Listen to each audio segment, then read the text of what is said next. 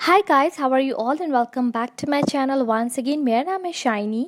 दोस्तों, जैसा कि आप सब जानते हैं कि मैं हर हफ्ते आपके लिए career and education based videos लेके आती हूं और आज मैं आपके लिए रिक्रूटमेंट बेस्ड वीडियो लेके आई हूं। ये जॉब पोजीशन दोस्तों with in Air India limited data entry operators के लिए है।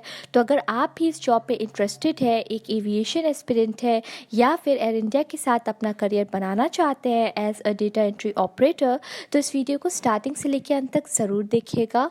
इसके अलावा अगर आज आप पहली बार मेरे चैनल पे आए हैं then don't forget to subscribe my channel for latest video updates and also hit that bell icon जो सब्सक्राइब आइकन के सीधे राइट हैंड साइड पे आपको शो कर रहा होगा, उसे जल्दी से हिट कर दीजिए ताकि जब भी मैं अपना कोई भी वीडियो अपलोड करूं तो उसकी नोटिफिकेशन आप तक सबसे पहले पहुंचे। तो चलिए बिना किसी देरी के अब मैं इस जॉब से रिलेटेड सारी इन्फॉर्मेशन देना आपको स्टार्ट करती हूँ।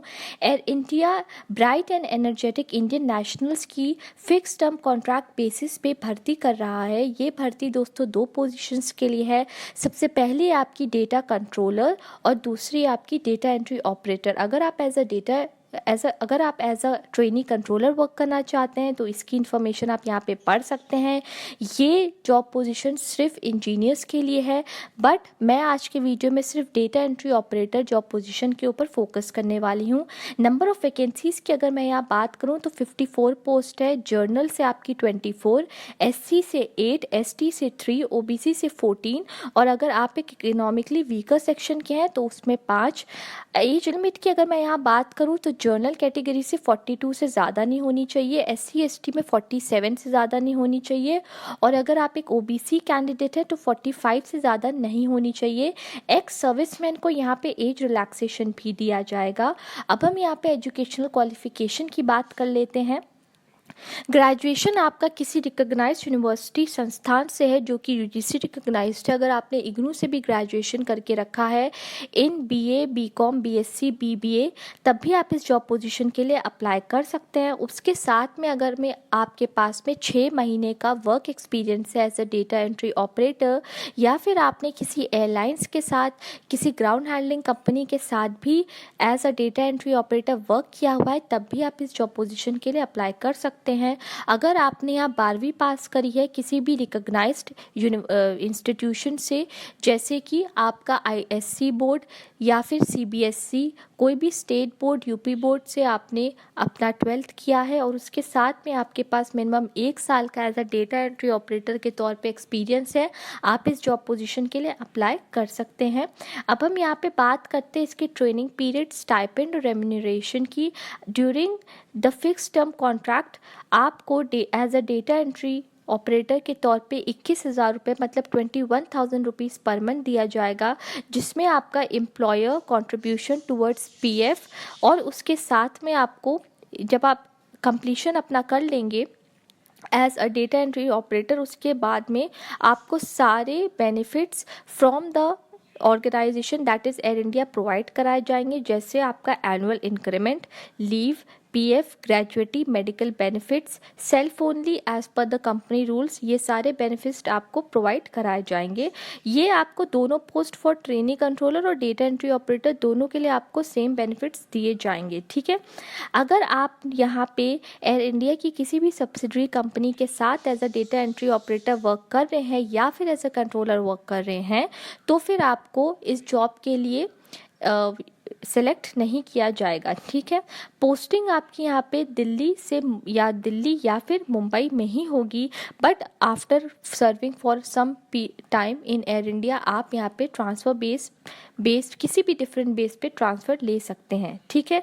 अब हम यहाँ पे बात करते हैं आपके ट्रेनिंग की। आपको यहाँ पे within the organisation training भी दी जाएगी, ठीक है। एक और बात इन्होंने यहाँ पे लिखी है, in case the progress of the candidate in training is not found satisfactory his और her training will be terminated. मतलब ट्रेनिंग के दौरान अगर ऑर्गेनाइजेशन को ये लगता है कि आप ढंग से अपनी परफॉर्मेंस नहीं दे पा रहे हैं, अपना 100-200% उस ट्रेनिंग में नहीं दे पा रहे हैं, तो यहाँ पे ऑर्गेनाइजेशन आपकी ट्रेनिंग को टर्मिनेट टर्मिनेट कर देगा। ठीक, फिक्स टर्म कॉन्ट्रैक्ट बेसिस की अगर हम यहाँ बात करें तो आपको 5 साल के लिए टिल द एज ऑफ 60 या फिर टिल द एज ऑफ 65 आपको एयर इंडिया में वर्क करना पड़ेगा। मतलब ये आपकी एक परमानेंट जॉब है, इसमें कुछ भी, जैसे मोस्टली लोग यहाँ मुझको लिखते हैं कि क्या ये टेम्प्रेरी है या परमानेंट जॉब है, तो दोस्तों ये आपकी फिक्स टर्म परमानेंट जॉब है।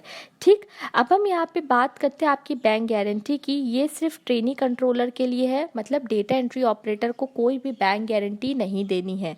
ठीक है, अब हम यहाँ पे वॉक इन इंटरव्यू की तारीख की बात करते हैं। डेटा एंट्री ऑपरेटर का वॉक इन इंटरव्यू है नेक्स्ट वीक थर्सडे को 2 मई को। ध्यान से दोस्तों आप इस डेट को लिख लीजिए, इसका वेन्यू लिख लीजिए, CMS department, air India limited, GST complex, opposite new ATC tower building, near IGIA terminal 2, new Delhi 110037।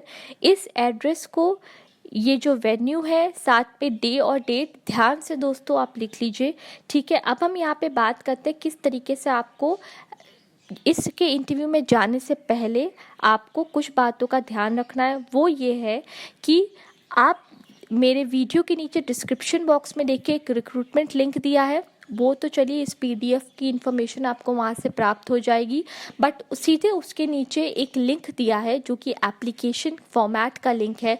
जब आप उसको ओपन करेंगे तो आपको पूरा एप्लीकेशन फॉर्मेट मिलेगा, उसे आपको प्रिंट आउट करना है। ठीक है, सारे इन्फॉर्मेशन आपको वहाँ पे भरनी है, अपनी फ़ोटोग्राफ भी वहाँ पे पेस्ट करनी है, साथ में सारे एसेंशियल डॉक्यूमेंट्स लेके, मतलब सेल्फ अटेस्टेड कॉपीज़, जो भी आपके एजुकेशनल क्वालिफिकेशन, पहले का प्रायर एक्सपीरियंस है या नहीं, कास्ट सर्टिफिकेट है, सब कुछ लेके, और साथ में आपका एक डिमांड ड्राफ्ट होगा, वो मैं आपको बता दे रही हूँ। अगर आप डेटा एंट्री ऑपरेटर की पोस्ट के लिए अप्लाई कर रहे हैं तो 500 रुपये का DD in favour of air India limited payable eight Delhi. अगर ट्रेनी कंट्रोलर के लिए कर रहे हैं तो 1000 रुपये का DD जमा होगा। ठीक है, OBC कैंडिडेट्स के लिए भी यहाँ पे कुछ इन्फॉर्मेशन लिख के रखी है, और जिन कैंडिडेट्स ने यहाँ पे किसी PSU या फिर गवर्नमेंट सेमी गवर्नमेंट में वर्क किया है तो उनको no objection certificate through a proper channel Air India limited को देना पड़ेगा। ठीक है, अब यहाँ पे जिन बच्चों का, जिन कैंडिडेट्स का यहाँ पे सिलेक्शन होगा, उनको एक प्री एम्प्लॉयमेंट मेडिकल एग्जामिनेशन भी देना पड़ेगा। ये सब ज़रूर कंठस्थ पढ़ लीजिएगा। Last but not the least, अगर आप कोई भी पॉलिटिकल इन्फ्लुएंस, कोई रेफरेंस लेके आ रहे हैं टू गेन दिस जॉब, तो आपको उसी वक्त डिस्क्वालीफाई कर दिया जाएगा। ठीक है, तो ये दोस्तों मैंने आज के वीडियो में आपको कुछ इन्फॉर्मेशन दी है। मैं फिर से बता रही हूँ, एप्लीकेशन फॉर्मेट का लिंक, इस जॉब का रिक्रूटमेंट लिंक, सब कुछ मेरे वीडियो के नीचे डिस्क्रिप्शन बॉक्स में दे के रखा है।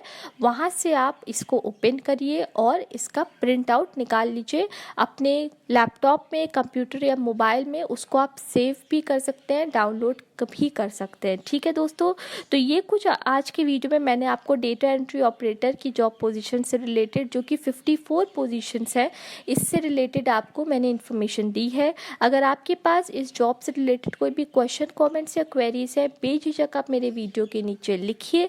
मैं अपनी तरफ से पूरी कोशिश करूंगी कि with in the next 24 hours आपके सारे सवालों के जवाब दे पाऊँ। तो चलिए दोस्तों, मैं इस वीडियो को यहाँ पे जल्दी से रैप अप करती हूँ। तब तक के लिए आप अपना ख्याल रखिएगा। अब हम मिलेंगे थर्सडे या फिर फ्राइडे को एक नए वीडियो के साथ। Bye and take care.